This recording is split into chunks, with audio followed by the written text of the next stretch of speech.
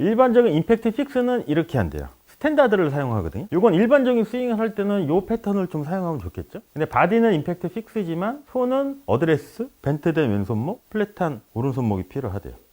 벙커샷. 벙커샷도 뭐 가능하겠죠? 짧은 숏게임 할 때는 이 패턴이 좀 어울리지 않을까요? 자, 그리고 하프 앤 하프래요. 단어들이 어렵죠. 이렇게. 언제 유리할까요? 이런 거는. 짧은 칩샷 할 때.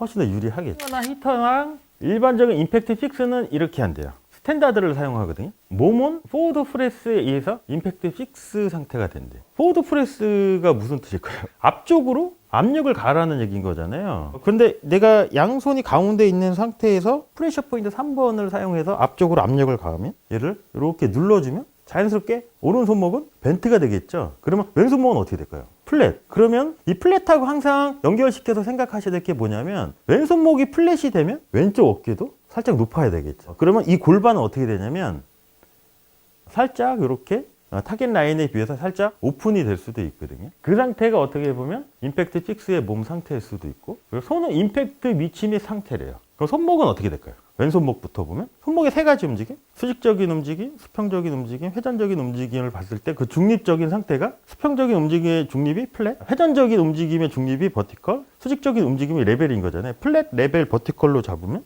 이게 어떻게 보면 임팩트 때 양손의 컨디션이라고 볼 수도 있겠죠. 그래서 양손의 수평적인 움직임을 생각을 한번 해봤을 때 한쪽 손목이 플랫이 되면 반대쪽은 벤트가 될 수밖에 없겠죠.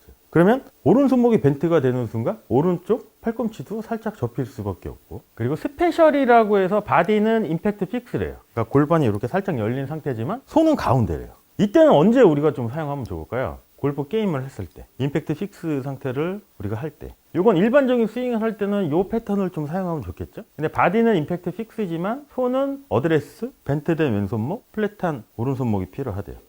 벙커샷. 벙커샷도 뭐 가능하겠죠? 짧은 숏게임 할 때는 이 패턴이 좀 어울리지 않을까요? 임팩트 픽스 상태로 골반을 놓지만 손은 이렇게 있으면 여기서 오른손목만 이렇게 벤트가 됐다가 그대로 해주면 어떻게 보면 숏게임에 필요한 임팩트 픽스 상태일 수도 있고, 자, 그리고 하프 앤 하프래요. 단어들이 어렵죠. 이렇게. 이 상태를 보시면 바디는 스탠다드 어드레스 위치래요. 골반이 스퀘어인 거죠. 타겟 라인이고. 근데 손은 임팩트 픽스 상태래요. 골반은 스퀘어고 손은 임팩트 픽스예요. 언제 유리할까요? 이런 거는. 짧은 칩샷 할 때 훨씬 더 유리하겠죠. 그러니까 짧을수록 손은 임팩트 픽스의 손목의 상태에 있는 게 훨씬 더 유리하다고 우리가 또 분석을 할 수 있거든요. 근데 왜 그럴까요?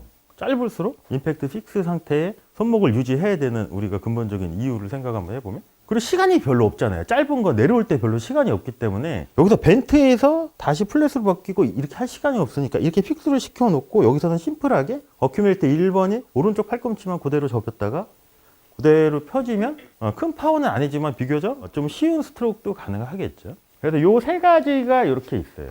일반적인 건 대부분 다 이거를 하죠.